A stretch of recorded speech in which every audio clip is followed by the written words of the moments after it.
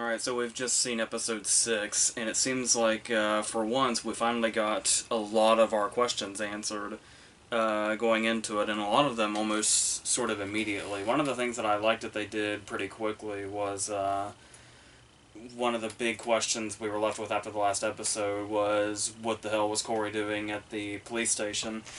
And when Jane, Jane not only immediately finds out, but going to confront him, because I feel like this is something where, if, I guess number one, if it wasn't the next to last episode, but also if it was trying to drag things out a little more, she would have like had this sort of dilemma inside her where she tried to figure it out herself or did something. It took a while to get to him to just straight out ask him.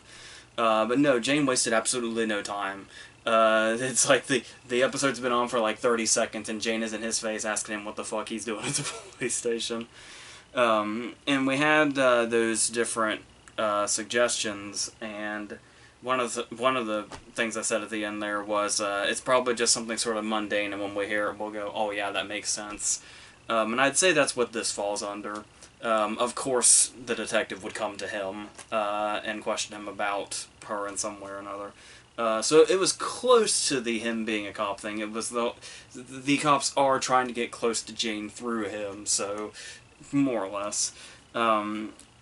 Yeah, so as far as that goes, and their whole relationship, it has kind of brought us back to square one with them, and I'm not sure if there's really much they can do about that with only one episode left of this season.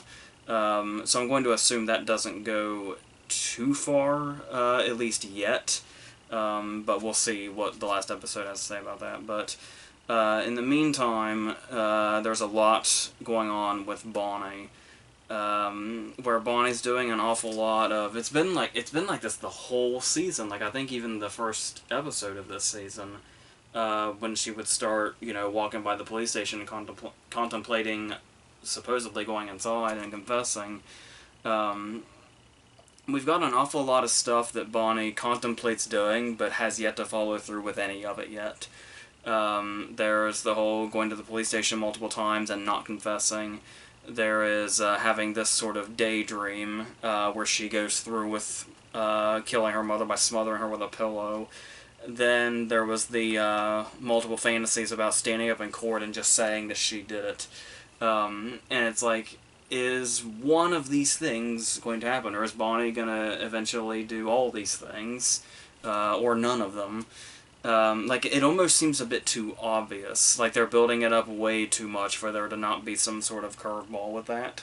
But I guess we'll see in the meantime, because we did still get a lot with her. There's the whole writing up basically the confession thing, but also it was half confession, half going into her backstory and her exact feelings on her mom. At first, when we saw her writing and we couldn't quite tell what it was, I was almost thinking it was like a sort of like a faux suicide note of sorts, but yeah, but then of course it gets to the confession thing, and things do start coming back around and making a lot more sense, especially when she explains how she did the whole, it was basically her pent-up anger towards her mother when she shoved Perry down the steps. And the interesting thing about that is when you watch that scene again now, it's like there is something really like vicious in Bonnie when she did it. She had like kind of that scream, and she like really ran up to him with like the full and almost seeming like the full intent of what happened. But at the time you just kind of think, well, she was really, really passionate about saving them when she saw exactly what the situation was. But now that we know that side of it, it makes a lot more sense that she was suddenly that passionate when she saw this, and her immediate reaction to it. So I really like how things are kind of falling into place, and like, it's almost one of those things where you wonder how much of this they had planned in advance or not. Because like we were saying, I'm pretty sure for a while the first season was supposed to be like a standalone miniseries, so I'm wondering just how much of this they already had planned, because it fits together too perfectly to not have been at least pre-planned in some way a while back. But if not, that's also really skillful storytelling to be able to bring that back. So, and also going back, there was the interesting moment when Madeline snapped at Bonnie when when the tensions were rising. And it was one of those cases where this whole event has brought them so close together. I mean, they also kind of seem to be sort of isolating themselves and their guilt or their feelings towards it or whatever, but still definitely something that has really brought them together and bonded them in a way that when Madeline snaps at Bonnie, it's like, oh yeah, they've become so close. I almost totally forgot that pretty much the entirety of season 1 there was a bit of I can't remember so much if it was like one-sided, but it feels like it, a rivalry between Madeline and Bonnie, which obviously much more so was brought on by Madeline's feelings towards her, but in this sort of competitive way because of Nathan and all that, and their daughter's attention and all that, and how that kind of seems to have come back briefly only for Madeline to kind of turn around and apologize, and it's kind of back. Because that's the one thing we don't want happening, is the bond here deteriorating, because that's where stuff's going to get fucked up if that happens. And I think that's what Madeline knew when she realized immediately that they had to do this, because obviously this all started because Madeline's the one that's saying, we're not going to crack, nobody's going to crack whatsoever. I still think it's dangerous as hell to be all 5 of them meeting up in one place as many times as they have. Being as closely investigated as they are, so yeah. But there is one person that is standing out here, and that is Renata. And I'm really curious what's going to end up happening with Renata, because when I look at this in regards to Corey saying, the detective said that one of them is going to crack. Like, there's no ifs, ands, or buts about it. Somebody is going to break because there are too many of them. And my first thought was, especially when she was the one that was talking about the pact and everything, that Renata seems like she's going to be the last. She would be the last one to crack. Like, she's the least likely to crack. Particularly because of that scene. But then I started thinking about it more, and then of course as the episode expanded with our character, it was because I was starting to think, because they keep building up, you know, somebody's gonna crack, oh, we really, like, don't let the pressure, you know, get to us, don't break, don't do anything like that, don't let it get to you enough that there is a cracking. But I actually started to wonder, with how much they're building that up, if it's going to happen, what if it's not so much a crack so much as just a slip-up? Because when I was thinking that Renata was the least likely one to crack, it was half because she was the one that really was talking about the pack, but also because there's already so many other things that Renata's cracking up about.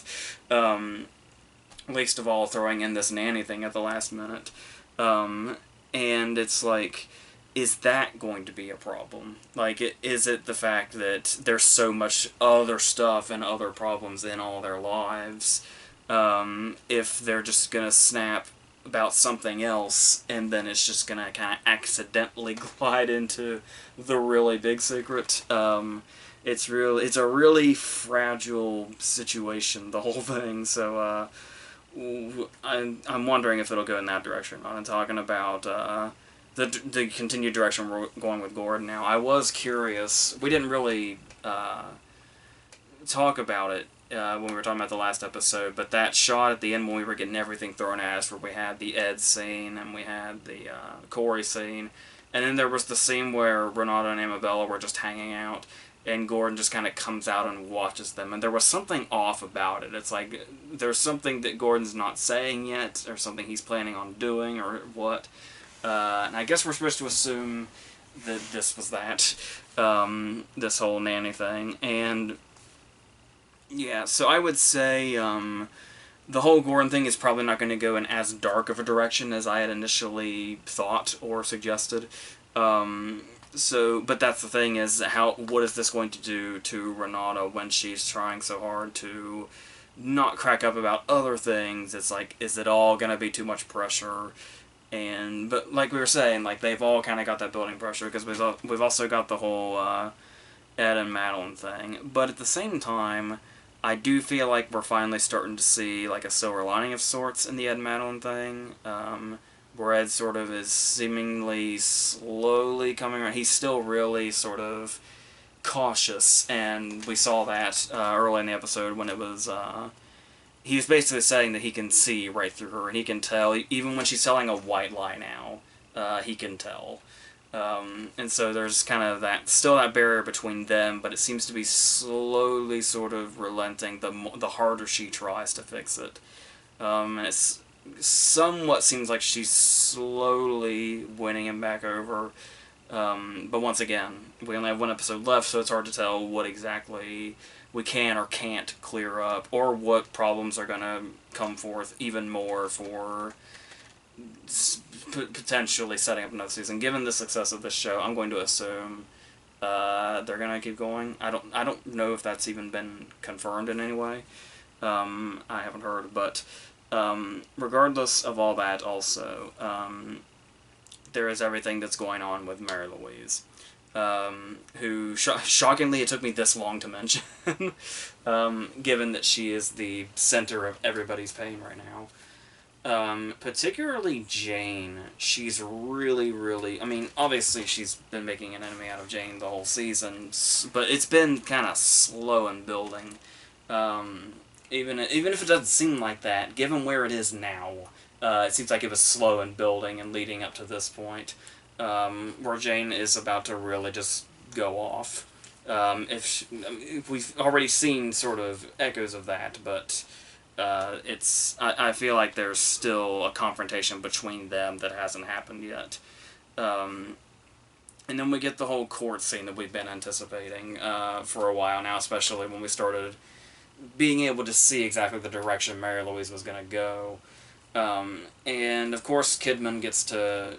it's interesting what Kidman gets to do here as with her performance, because it's like in these scenes where she's on the stand, it's like it's her moment to like really show off, and in a sense she gets that, but at the same time I like how like restrained Celeste is in this situation, at least right now, because when we hear about the whole court thing and the custody battle, we immediately in our heads were imagining explosions everywhere.